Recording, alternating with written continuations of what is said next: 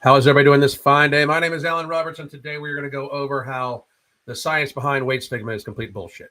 Um, uh, you know,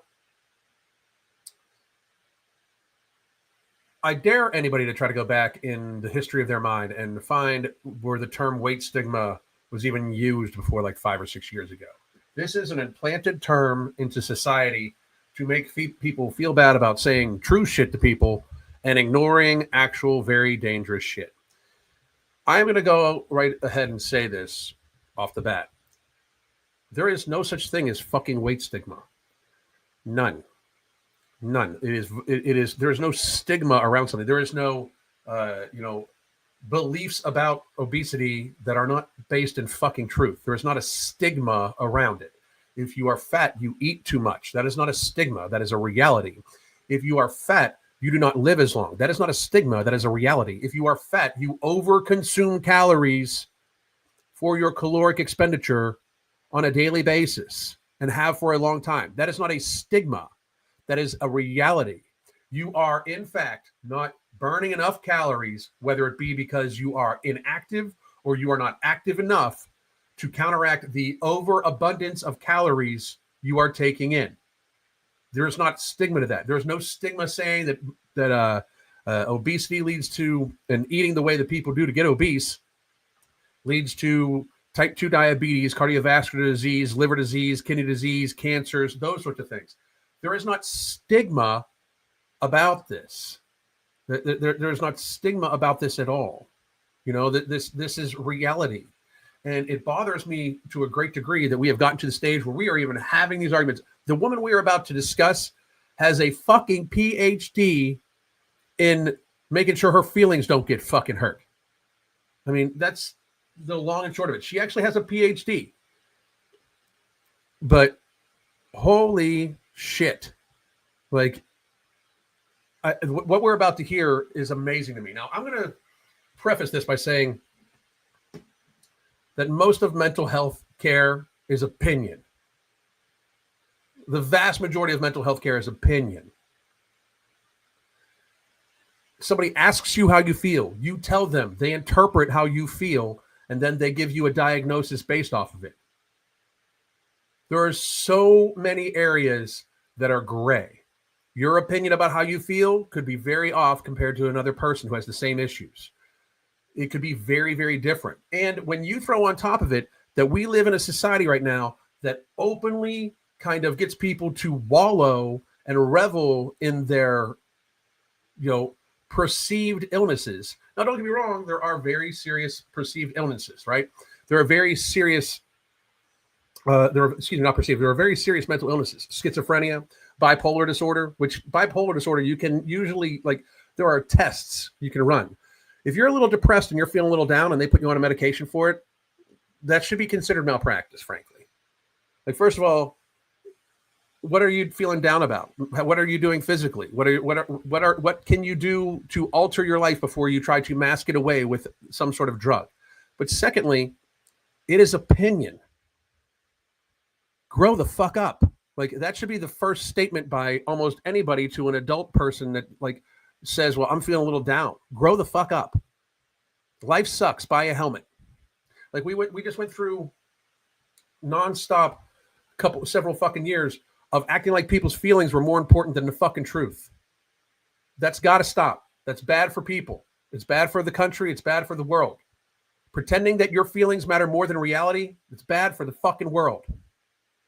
It's just not good. That's why, even though I'm very, I have trans friends, for fuck's sake. I have trans clients, for fuck's sake. And they all know this. First of all, that is a mental illness. It is gender dysphoria. And there's, them getting treated for it, okay. They should have long treatment for it. Long treatment before they even make any permanent alterations to their body. But besides that, we went through a whole phase where people were starting to identify as fucking cats and shit like that. And all of a sudden you were a bad person for not saying oh yeah, meow, meow. That's bullshit. It's taking it too far. I will also point out that the more mental health care America seems to receive, the less mentally healthy we get, right? BetterHelp all of a sudden started paying everybody, besides me, of course, started paying everybody to, push their product, and everybody got less mentally healthy. Because if you open it up to think that you can, if you're not the problem, you not like sucking it the fuck up or dealing with your shit, instead of that being the problem, it's some sort of problem that's not your fucking fault, which sometimes for mental health, I agree, is not your fucking fault, but not all the time. But we treat it like it's an all the time. Like, well, what about their lived reality? There's fucking reality. Your existence doesn't create its own separate fucking dimension. And that especially goes for fat people also. So here we're going to talk. Here is the Huff lady, whatever, the Huff PhD. So let's get this going here. A recent article published by myself and my team in the International Journal of Eating Disorders. We wanted to... First of all, it's an article, not a study, because you can't study feelings necessarily. To examine whether a diet culture intervention was... So, and I'm going to point out, listen to her language, because they want to study something to confirm their thoughts. Like, listen to how she even words it. I mean, I'm sure she doesn't realize this because she thinks she's smart. If you were smart, you wouldn't be fat. I'm just saying that. Like, you have a PhD, you know how to research. That's what PhDs do, right? But to think like, to even be using like, you have a degree in weight stigma. You have a degree in opinions. Like, you should get a fucking refund. Effective at decreasing weight stigma and eating disorder pathology. Essentially. So I'm just going to go ahead and put it out there that eating disorder pathology and weight stigma, like if you even tell somebody who has an eating disorder, like if you get them to think anything about weight stigma, you are hurting that person, right? Like anything, especially this whole weight stigma bullshit, that in any way disincentivizes anybody who's morbidly obese from losing weight by thinking like, oh, that's just weight stigma. That's just this. Society doesn't want to love me for me. You don't love you for you. That's why you're fucking fat. Like, they've also, like, this woman, like, you're mentally ill. You realize this. This woman has been this size. Like, she's actually, she's actually fucking, like, been this size or smaller. She looks like she's gotten bigger, which, by the way, if you didn't realize you were fucked up, you wouldn't need the fucking makeup and 25 filters. But like, you're mentally ill because you don't think there's anything wrong with what you're doing to yourself on a daily basis to stay beach ball shaped. Like, you're mentally ill. Why should anybody take your advice when you are clearly mentally ill? Like, you are morbidly obese and have been morbidly obese, and your entire life's work is based around trying to tell people that there's nothing wrong with you because you're taking it so hard it might be a dick. I mean, for real, it's fucking crazy. Actually, participants completed what's called a digital single session intervention, where a single session intervention, a digital single session intervention. They gave their opinion one fucking time based off of the biased stance of we're trying to prove this. And she thinks she accomplished something. They logged onto their computers, they saw some modules, and then logged out. We looked at their feelings before, immediately. You looked at their feelings before, did you? After, and 2 weeks after seeing the content. And so you looked at their feelings immediately before, immediately after, and then 2 weeks after.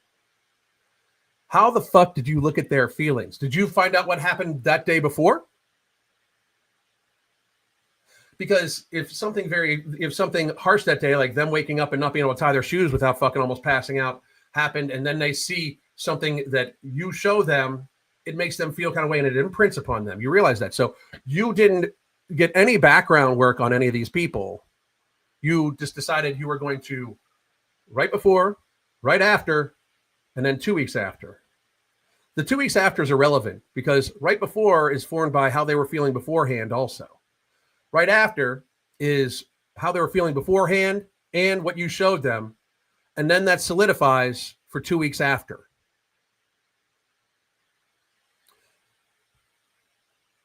As reference, when people get shit stuck in their head, do you know how many people that I coach for weight loss that think that they should not eat past 6 p.m. or 7 p.m. because it will all automatically turn to fat? Because somebody put that in their fucking brain. And even though it goes against the laws of motherfucking physics, they believe it. And it stays ingrained with them. Like, you're ingraining something that could be based off of previous feelings because you did not do any pre-work and even ask them about it, but yet alone the fact that their fucking feelings, their opinions. What if you asked all weak people like yourself, which if you are morbidly obese right now and not doing everything you can to fucking lose the goddamn weight and you're blaming shit on weight stigma, you're a weak, pathetic person. If you are morbidly obese and trying to lose weight and realize that you have a problem with food that goes way past what is a matter of your looks or anything like that, because that's all she's given a fucking concern about, is how she fucking looks. That's all she is concerned about. There's nothing wrong with me being morbidly obese. I would love to have a debate with this woman while walking. Like, we would just walk a couple miles and debate.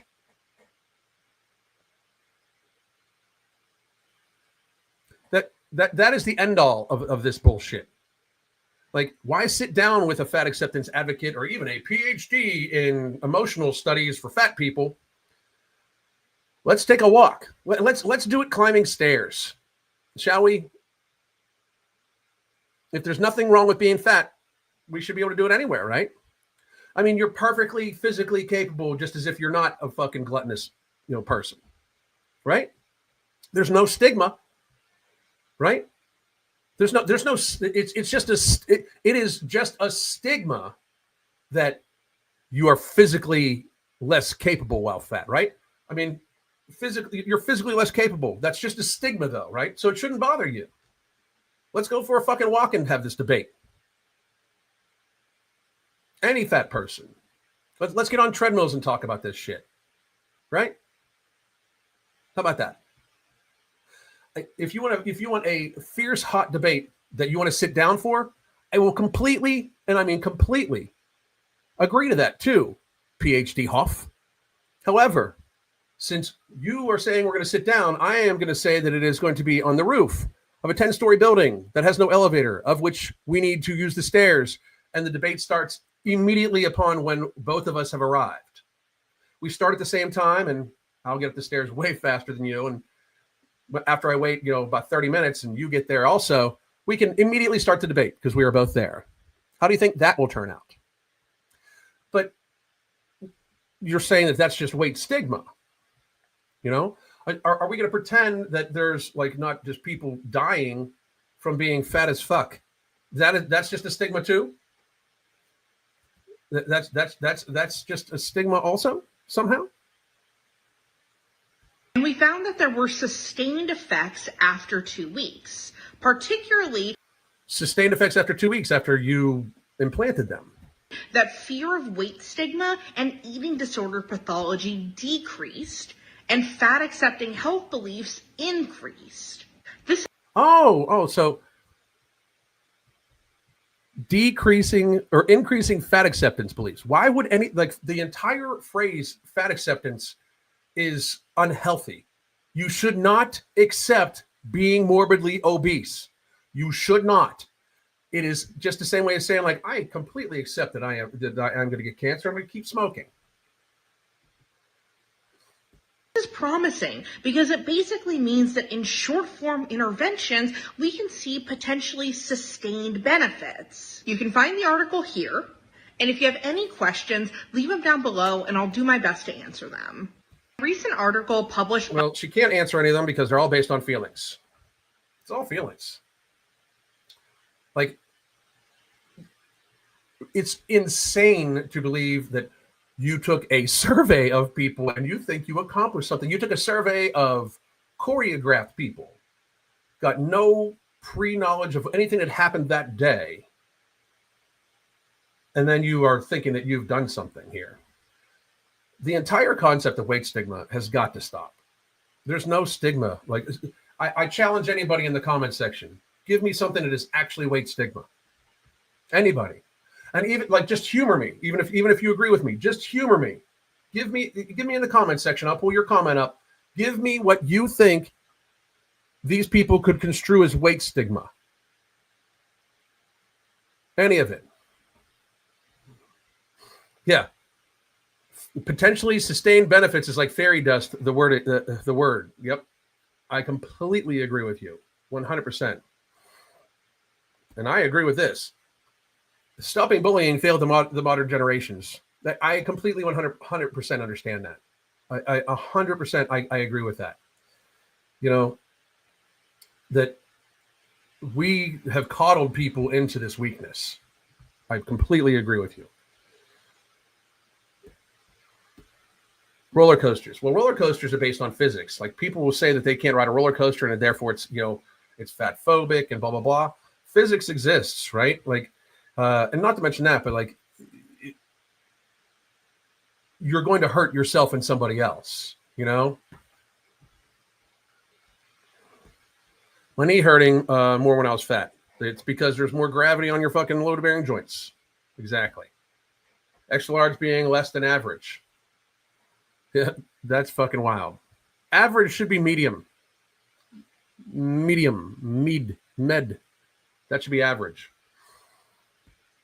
So many people give answers when they have none. They cause so much more harm than good giving bad advice. I completely agree there, son. Not getting a job because you can't stand on your feet for 8 hours. That's not weight stigma. That's reality, just like you said. Like, these people are, it's just weakness that we are now coddling. It's got to stop. Being so big that you take up more resources. Not a stigma. Absolute truth. Like visibly true, you know? My chest felt heavy when I was 140 pounds. I'm 120 now. I still have 10. Good for you. Get going with it. Hell yeah.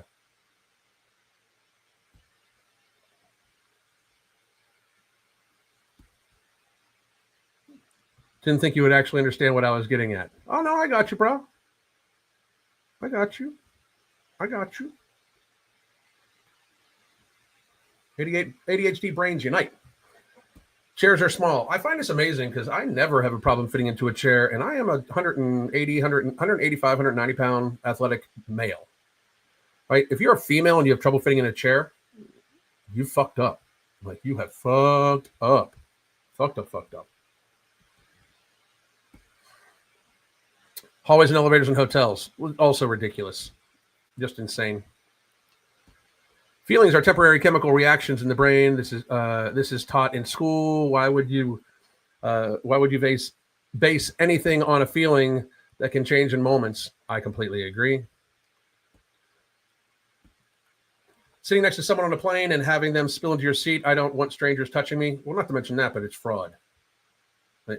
If the airline sells you a seat, sells you that space, and they then knowingly sit somebody next to you that will take up your space, you have paid them for a service that they are knowingly not going to deliver to you. That is, by definition, fraud. They know it. The very second they see the person and they sit them next to you, they know that you are not getting what you paid for. They know that they are defrauding you.